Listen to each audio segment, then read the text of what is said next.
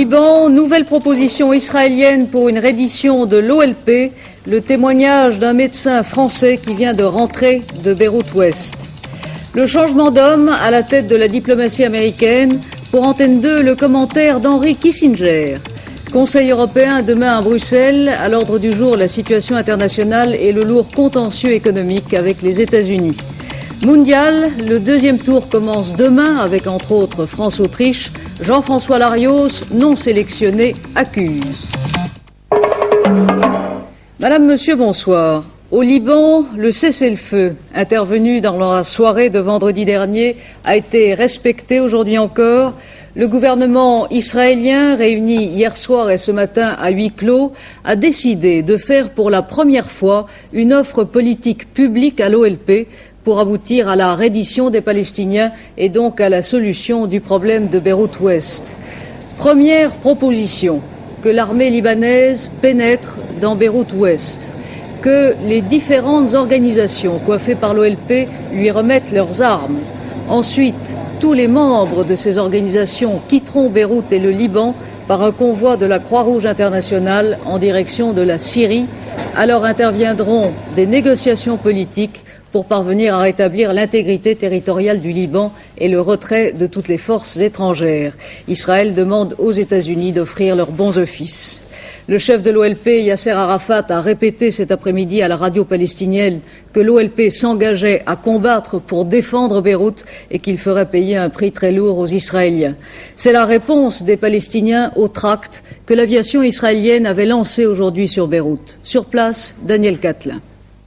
Cette journée avait commencé comme un dimanche de paix. Elle s'achève dans un climat de tension.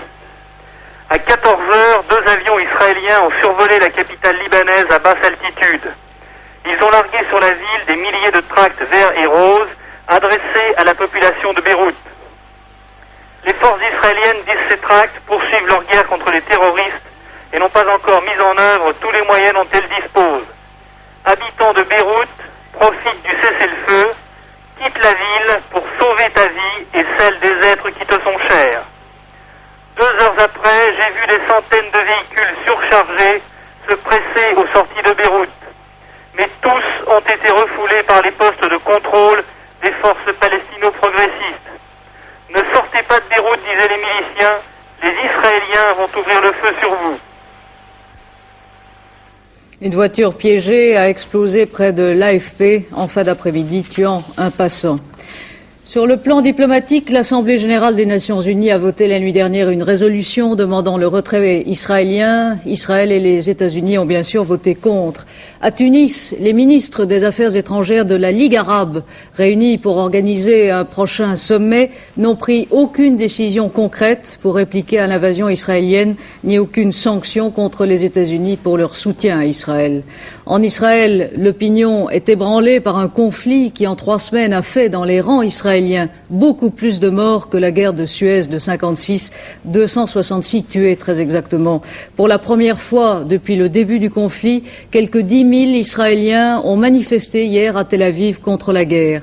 De Jérusalem, Didier Eppelbaum. C'est une sorte d'érosion du consensus national en Israël. Elle ne concerne apparemment qu'une frange de la population, mais il y avait tout de même plus de 10 000 personnes hier soir à Tel Aviv pour demander l'arrêt de la guerre au Liban, le retrait des forces israéliennes et pour proclamer qu'il n'y a pas de solution militaire au problème palestinien. Professeur Zev Sternel, c'est quand même la première fois qu'en Israël on manifeste contre une guerre qui n'est pas terminée. En effet, c'est la première fois qu'on manifeste contre une guerre qui est toujours en cours. Mais il faut bien le dire que la frange de la population qui refuse cette guerre est beaucoup plus large qu'on ne le pense. Seulement maintenant que les hommes commencent à rentrer du front, qu'on va s'en rendre compte. Je crois que la révolte contre cette guerre que nous n'avons pas voulu, cette guerre qui, à beaucoup d'égards, n'était pas une guerre nécessaire, c'est en tout cas pas dans les proportions qu'elle a prises, cette guerre-là qui pour la première fois depuis la guerre d'indépendance est une guerre à objectif politique, la révolte contre cette guerre ne fait que commencer. Mais la guerre d'indépendance était une guerre pour l'existence de l'État d'Israël. Toutes les guerres des années 50 et 60 et 70 étaient des guerres défensives. Cette guerre-là était pour la première fois une guerre pour atteindre des objectifs politiques. D'abord pour éviter une solution politique du problème palestinien et briser l'OLP, ensuite pour établir un nouveau régime au Liban et par la même occasion pour taper sur l'armée syrienne. Le pape a qualifié aujourd'hui de terrifiantes les informations et les images parvenues de Beyrouth, ville martyre, a-t-il dit. Jean-Paul II a réclamé la reconnaissance des droits des Palestiniens avant de prier pour la paix. À Beyrouth, on continue de dégager des décombres les victimes du dernier pilonnage intensif que l'aviation, la marine et l'artillerie israélienne ont effectué vendredi dernier, avant le cessez-le-feu. D'après les hôpitaux, il y aurait eu plus de 200 civils tués.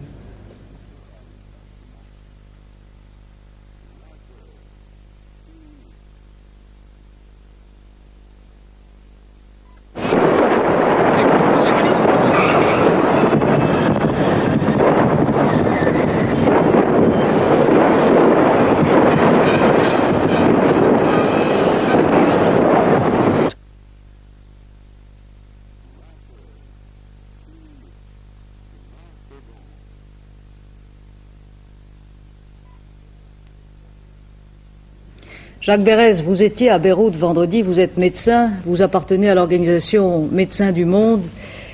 Vous avez pu pourtant mettre sur pied à Beyrouth-Ouest, dont vous êtes rentré la nuit dernière, un petit hôpital français.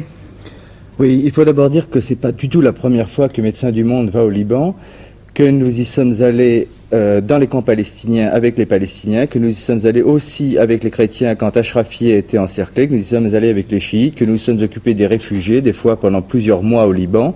Et cette fois-ci, évidemment, nous avons pensé que la vocation de Médecins du Monde était d'être à Beyrouth-Ouest, et nous avons pu y être dans un local français grâce à l'appui de l'ambassade de France qui a été transformé en hôpital de campagne opérationnel, et on peut recevoir les blessés de tout un environnement très important, car il est en plein cœur de Beyrouth-Ouest, dans une densité démographique effrayante.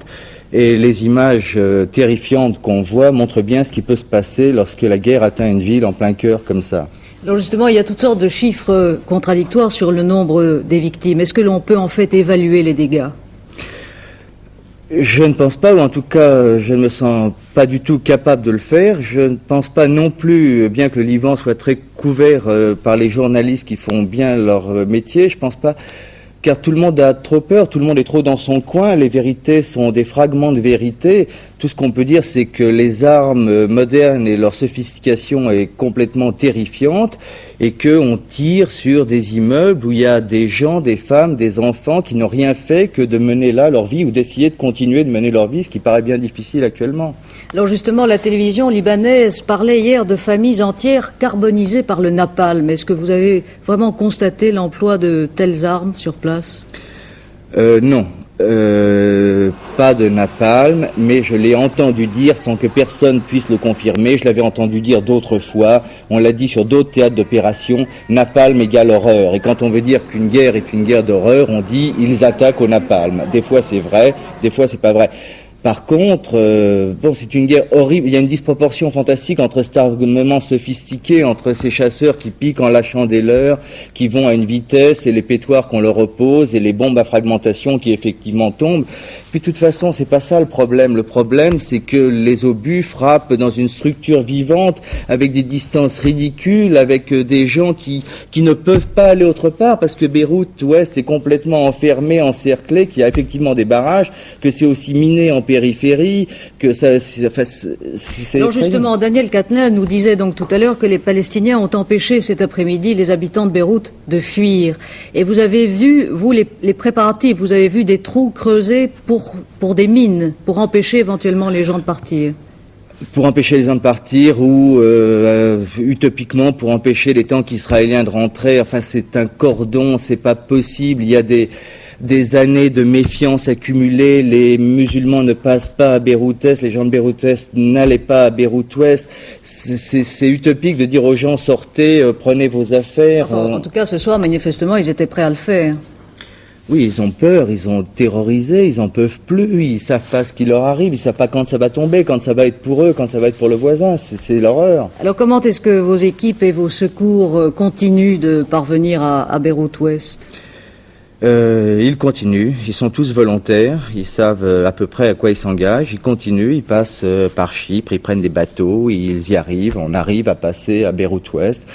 Le problème est d'y être utile, de pouvoir dégager dans cette horreur, dans cette idée de la mort qui rôde partout, une zone qui va dans le sens des propositions du gouvernement français, qui soit une zone de neutralité, une zone de soins, une zone où on reçoive des blessés, où ils aient le droit à une reconnaissance d'êtres humains blessés, qu'on essaie de calmer leur souffrance, éventuellement leur angoisse, et puis que petit à petit, on peut espérer qu'on élargisse cette zone, qu'on en fasse un espace un peu neutre, un peu contrôlé, et pas seulement pour rendre des armes, mais pour soigner des gens qui vont mourir. Sinon... Merci Jacques Berès. Si vous voulez aider Médecins du Monde et d'autres organisations médicales françaises à assister les habitants de Beyrouth, vous pouvez voir ici l'adresse de Médecins du Monde, 17 rue du Fer à Moulin à Paris, et le numéro de compte chèque postaux. L'UNICEF, de son côté, estime à plus de 900 000 le nombre d'enfants qui ont besoin de secours. Une base opérationnelle a été installée à Damas. La population de Beyrouth-Ouest s'apprête donc à passer une nouvelle nuit d'angoisse dans l'attente du lendemain. Le négociateur américain Philippe Habib est toujours sur place, mais entre l'OLP qui refuse de se rendre et Israël qui exige, on voit mal comment et où pourrait se situer un compromis, d'autant plus que Washington manque manifestement de moyens de pression sur le gouvernement israélien. C'est en tout cas l'opinion d'Henry Kissinger, qui, même s'il n'est plus aux affaires, reste l'un des cerveaux de la politique étrangère américaine. Pierrette Bress l'a traqué en Normandie. Écoutez ce qu'il dit du conflit libanais. I think I do not, contrary to many Europeans, I do not believe that the weakening of the PLO is bad for the West. But I do not agree with Prime Minister Begin on his West Bank policy and with the policy of de facto annexation of the West Bank. I'm in disagreement with this, but at any event, whether I agree with him or disagree with him, it stands to reason I have less influence with him than the President of the United States, and he doesn't have very much. L'ancien chef de la diplomatie américaine a surtout commenté le remplacement au département d'État de son ancien protégé Alexandre Haig par l'un de ses vieux amis, George Shultz. Le nouveau secrétaire d'État désigné, qui doit encore être confirmé dans ses fonctions par le Sénat américain, a rejoint aujourd'hui le président Reagan dans sa retraite campagnarde de Camp David. Un entretien très constructif dans une parfaite harmonie de vues, a déclaré George Shultz avant de regagner Washington pour conférer avec son prédécesseur Alexandre Haig. Commentaire de l'entourage présidentiel, lui au moins a l'esprit d'équipe et il jouit d'une considération importante à l'étranger. En fait, il semble bien que la Maison-Blanche préparait depuis quelque temps déjà le remplacement d'Alexandre Haig, et ce n'est pas un hasard si George Shultz avait été envoyé en Europe il y a quelques semaines pour préparer lui-même la tournée européenne du président Reagan. Le portrait du nouveau secrétaire d'État, Edward Lord. George Shultz, aujourd'hui à la une de tous les magazines, un visage connu des Américains du temps où Nixon l'avait engagé dans son équipe comme secrétaire au travail, puis secrétaire au trésor. Une équipe qui comptait déjà un certain Caspar Weinberger, responsable du budget. Quelques mois avant que n'éclate l'affaire du Watergate, George Shultz a compris. Il quitte Nixon, retrouve en Californie son vieil ami Weinberger, tous les deux dans la même société privée. Weinberger, qui aujourd'hui, patron de la défense américaine, soufflera à Ronald Reagan son nom pour succéder à Alexander Haig. La récompense d'une longue amitié, elle remonte à plus de 20 ans et qui s'est établie tout autour de celui qui occupe aujourd'hui la Maison Blanche, Ronald Reagan. Le plus étrange est sans doute de voir aujourd'hui deux économistes, Shultz et Weinberger, occuper les deux postes les plus importants de l'administration américaine, les affaires étrangères et la défense. Influence qui jouera sans aucun doute lorsqu'il s'agit de prendre des décisions qui parfois engagent le monde entier. De Haig à Shultz, il y a plus de continuité qu'on ne le pense. Tel est l'avis d'un homme particulièrement qualifié pour apprécier le changement à la tête de la politique étrangère américaine, puisqu'il en a été lui-même longtemps le patron et qu'il connaît fort bien les deux hommes. Henry Kissinger, qui n'a pas résisté à la persévérance de Pierrette Bress, parle d'abord de son ancien collaborateur Alexandre Haig. Il n'a pas de futur politique selon lui et il a été victime de son caractère. Henry Kissinger. Well, I think it is a great personal tragedy. Secretary Haig is a distinguished public servant, very dedicated man, But the chemical mixture was never right. He never managed to get along with the group in the White House. And he turned out to be not very effective in the handling of the bureaucracy. But he's a fine man and an outstanding public servant. Vous avez connu M. George Shultz auprès du président Nixon. Que pensez-vous de George Shultz? Well, I've known George Shultz not only when he was Secretary of Treasury with President Nixon, but George Shultz is one of my very best personal friends. We have seen each other for all the years that he's been out of office. I think he is one of the ablest and most decent men in America. Frankly, I think it's total nonsense to say that George Shultz is in favor of a harder policy against the Soviet Union. I don't think he has had an opportunity to express his views on Soviet policy, but from what I know of George Shultz, he has always been a man of negotiation. He is a man of great reasonableness. He started out as an arbitrator in labor disputes. And I think his foreign policy will be very settled, very careful, very thoughtful, and I think it is absolutely wrong to say that it will indicate a firmer policy to the Soviet Union. I read that in the newspapers. They don't know the people involved. It will be a very steady foreign policy. Le changement survenu au département d'État, la crise libanaise et surtout le contentieux de plus en plus lourd entre l'Europe et les États-Unis, c'est un ordre du jour chargé des dossiers complexes qui attendent demain à Bruxelles les 10 chefs d'État et de gouvernement de la communauté. Entre l'Europe et les États-Unis, c'est une véritable guerre froide économique qui s'installe. Le dossier, Laurent Carenzo. Il y a tout d'abord l'affaire du gazoduc soviétique. La France, l'Allemagne et les principaux Européens ont signé il y a quelques mois un nouveau contrat du siècle avec l'URSS. Objet, fourniture de 40 milliards de mètres cubes de gaz naturel d'ici à 1990.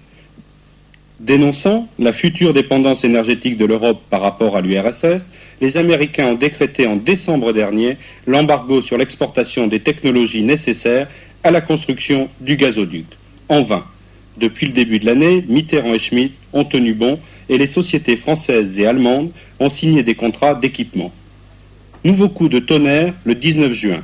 Ronald Reagan annonce que l'embargo est étendu non seulement aux filiales européennes des groupes américains, mais plus encore aux sociétés européennes utilisant une licence américaine. C'est le cas en France d'Alstom Atlantic pour les rotors des turbines. Cette décision brutale a provoqué beaucoup d'amertume et de colère chez les Européens. Le chancelier Schmitt a annoncé jeudi dernier que le gazoduc se ferait quoi qu'il arrive, avec bien entendu du retard si les Américains ne changent pas de position. Autre pomme de discorde, les aciers spéciaux. L'administration américaine vient une nouvelle fois de les taxer. Elle accuse les Européens de subventionner de façon déloyale les exportations d'acier. Les discussions qui se poursuivaient depuis plusieurs mois ont été brutalement interrompues par les Américains. Les Européens n'ont d'autre solution maintenant que d'en appeler au GATT, cet organisme international qui régit la légalité des échanges internationaux. Troisième différend enfin, les fameux taux d'intérêt américains. Après une timide intervention au lendemain de Versailles, le gouvernement américain a laissé jouer la loi du marché et la hausse a été constante. François Mitterrand a rappelé mardi dernier que ces taux d'intérêt étaient de plus en plus insupportables. Malgré ces trois sources de tension, il est peu probable que l'on s'achemine demain et mardi vers une escalade Europe-États-Unis aboutissant à une guerre économique larvée. Selon les observateurs, il s'agira plutôt pour les Européens de refaire leur unité et leur solidarité tout en demandant aux Américains de revenir sur leurs décisions. En tout cas, le sommet de Versailles est déjà bien loin. Deux autres réunions demain à Bruxelles en marge du sommet, réunion des ministres de la pêche et aussi des ministres de l'agriculture qui doivent examiner les conséquences des réajustements monétaires européens. Demain, les producteurs de porc bretons manifesteront dans Paris contre la concurrence européenne. La politique économique du gouvernement, Pierre Mauroy, qui inaugurait aujourd'hui à Lille une rame du TGV, demande un effort de 4 mois aux Français pour soutenir le plan du gouvernement. Le président du groupe communiste à l'Assemblée nationale, André Lajoigny, qui était ce soir l'invité du Club de la presse d'Europe 1, a répété que la participation des communistes à la majorité et au gouvernement est une décision à long terme. Il a rappelé que malgré l'opposition du Parti communiste au blocage des salaires, les députés communistes n'auront pas à voter demain lendemain le projet de loi de blocage des prix et des salaires, puisque l'opposition a déposé une motion de censure. Manifestation hier à Bayonne pour l'enseignement en langue basque. De violents affrontements ont eu lieu ensuite entre manifestants et forces de l'ordre. Bilan, 8 blessés, dont un dans un état grave.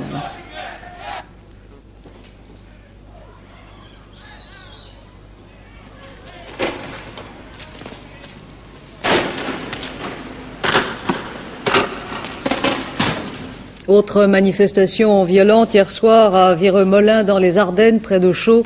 Antinucléaires, sidérurgistes et forces de l'ordre se sont empoignés. Bilan, 17 blessés, dont un dans un état grave. L'affaire passionne l'Italie et on y trouve tous les ingrédients d'un roman de politique fiction. La mafia, le Vatican, les francs-maçons, les services secrets, la haute finance et le personnel politique.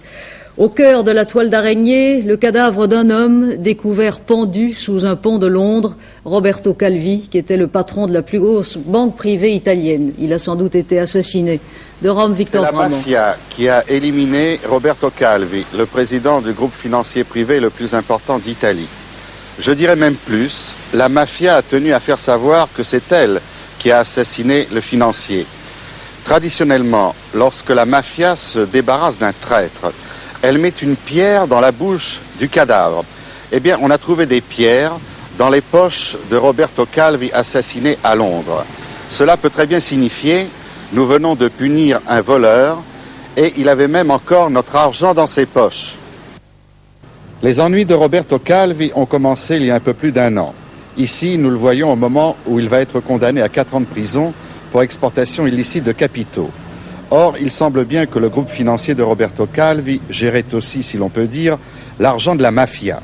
L'argent qui provenait du trafic de la drogue et de l'industrie de l'enlèvement. Le Banco Ambrosiano, dont Roberto Calvi était le président, avait un trou financier de 10 milliards de francs. Il faut croire que c'est en partie l'argent de la mafia qui s'est volatilisé à la suite des opérations financières hasardeuses de Roberto Calvi. D'où la punition. Ce qui est incroyable dans cette affaire, c'est qu'on retrouve Monseigneur Marcinkus, le président de l'Institut pour les œuvres de religion, c'est-à-dire la Banque du Vatican. Monseigneur Marcinkus avait une participation dans le groupe financier de Roberto Calvi. Mais on a parlé aussi de Monseigneur Marcinkus lors de la découverte du scandale financier du banquier sicilien Michele Sindone. Or, Michele Sindone était lié lui aussi à la mafia. Avant d'aller à Londres, où il a été assassiné, Roberto Calvi avait demandé inutilement une aide financière à Monseigneur Marcinkus. Bref, on trouve dans cette affaire Roberto Calvi tous les ingrédients des grands scandales politico-financiers qui ont secoué l'Italie au cours de ces dernières années. Il y a les partis politiques, puisque Roberto Calvi a financé certains partis. Il y a la mafia et le Vatican. Et c'est justement parce qu'il y a la politique, la mafia et le Vatican qu'on peut dire avec certitude qu'on ne connaîtra jamais la vérité sur cette incroyable affaire. Il y a de plus en plus de monde dans l'espace, tandis que l'équipage franco-soviétique a procédé aujourd'hui en orbite à de nouvelles expériences scientifiques et médicales. 2 astronautes américains se sont envolés à bord de la navette spatiale Columbia, qui effectue son 4e et dernier vol expérimental autour de la Terre. Columbia est jusqu'ici le seul vaisseau spatial réutilisable. Le lancement s'est effectué à la seconde presse cet après-midi. Philippe Dumez. T-minus 25 seconds. The SRB hydraulic 7, 6. We have main engine ignition. 4, 3, 2, 1. And we have solid motor ignition and liftoff. Avec ce départ, le 2e vol important en moins d'une semaine pour l'espace, on assiste à une régularité de chemin de fer. Ce 4e vol de la navette Columbia fait passer cet engin du stade expérimental au stade opérationnel. À titre de comparaison, la poussée des moteurs de la navette est 5 fois plus importante que celle de la fusée qui a emmené Jean-Loup Chrétien. Cette fois-ci, la NASA n'a pas fait peindre le gros réservoir qui contient l'oxygène et l'hydrogène nécessaires au moteur. Économie 270 kg. Mais en faisant les comptes des 3 premiers vols, la NASA estime que le coût du transport spatial par la navette coûtera 2 fois plus cher que prévu. Le vol doit durer 7 jours et pour la première fois, la navette transporte du matériel militaire ultra secret. Car l'espace devient à son tour le champ ouvert à la compétition militaire des superpuissances. Les États-Unis viennent même de créer un haut commandement militaire de l'espace. Philippe Dumez. La navette Columbia, dont on revoit le 4e départ, préfigure en effet ce que les militaires américains en espèrent. Ce vol est entouré de mystères, mais l'on sait que la soute de cette navette est presque pleine d'appareils militaires plutôt sophistiqués. Cet engin, par exemple, dont on ne peut pas dire que les photos soient très révélatrices, servira à la surveillance de tirs de missiles, du moindre petit missile anti-aérien, tout comme à la détection de satellites espions, et ceci avec une très grande précision.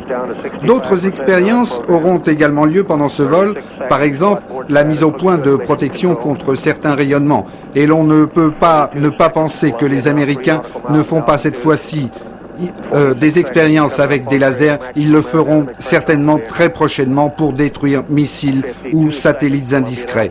Des essais ont déjà eu lieu au sol.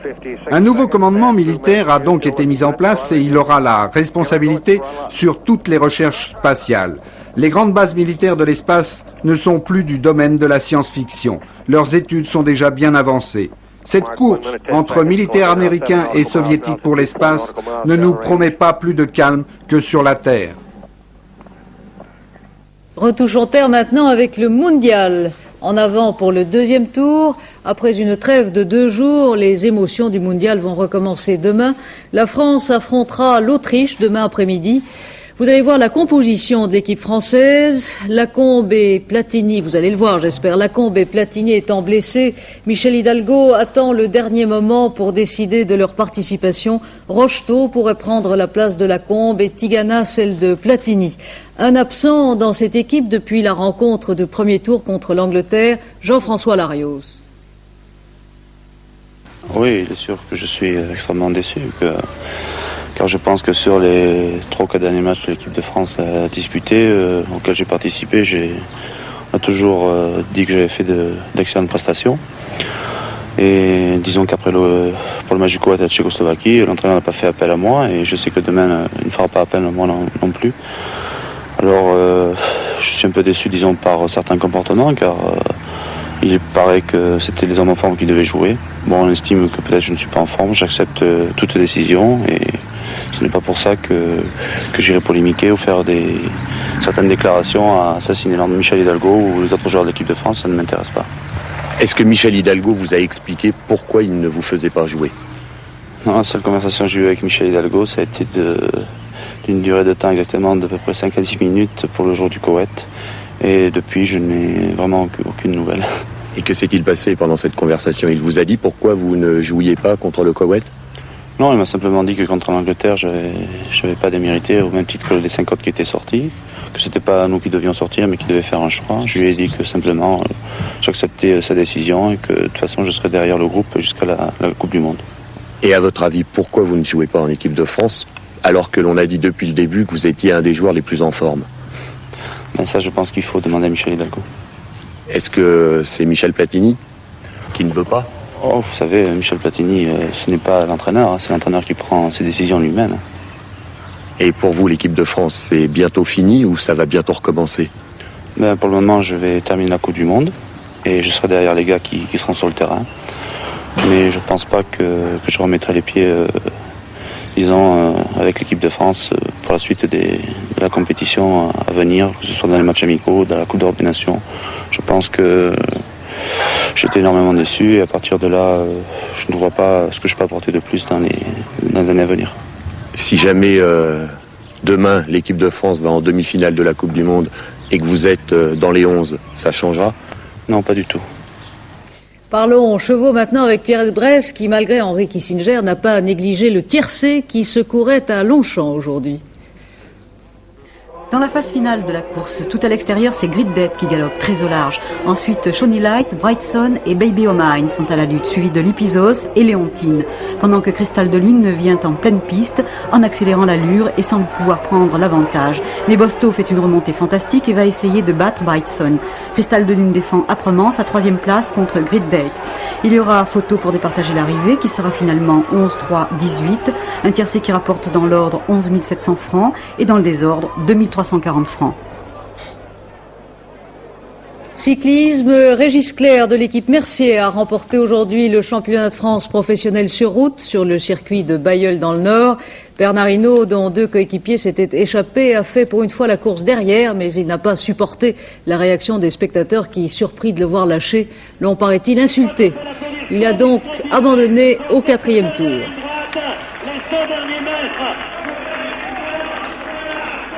Vous voyez là donc Régis Clerc, vainqueur de ce championnat de France professionnel. Un mot du temps maintenant, Alain Gillot-Pétré. Oui, ça ne change pas tellement par rapport à hier et aujourd'hui. Ce sera noir comme ça. Des nuages à gogo demain dans le ciel de France, car une perturbation va arriver cette nuit sur les côtes de l'Atlantique. Et demain, aux alentours de midi, elle se situera, en tout cas le plus gros de ces nuages, des Vosges au Jura, au Massif central et aux Pyrénées. Là, cela prendra d'ailleurs sur les reliefs peut-être un caractère orageux. Sur le sud-est du pays, grâce à un vent de nord-ouest qu'on pourrait appeler petit Mistral ou petite Tramontane, le ciel devrait être assez dégagé, mais il y aura quand même davantage de nuages qu'aujourd'hui, tandis que dans un grand nord-ouest du pays, le ciel sera variable, instable, alternance d'éclaircies, de passages nuageux accompagnés d'averses, des rafales de vent d'ouest assez fortes sur les côtes de la Manche et de l'Atlantique, modérées à l'intérieur, et il fera frais. Il fera frais car les températures sont stationnaires par rapport à aujourd'hui, toujours 16 degrés le minimum, maximum 25 degrés, si l'on fait la moyenne du reste, c'est 20 degrés, c'est notoirement en dessous des normes saisonnières. Demain, lundi 28 juin, pas de minutes de soleil en plus ou en moins, ça n'empêchera pas le soleil de se lever à 5h51, coucher 21h56, Dame la Lune sera dans son premier quartier et tous les Irénais seront ravis qu'on leur dise bonne fête. À 23h15, dernier journal avec Hervé Claude. Demain 20h, Patrick Poivre d'Arvor. Je vous retrouverai dans une semaine. Bonne soirée sur Antenne 2.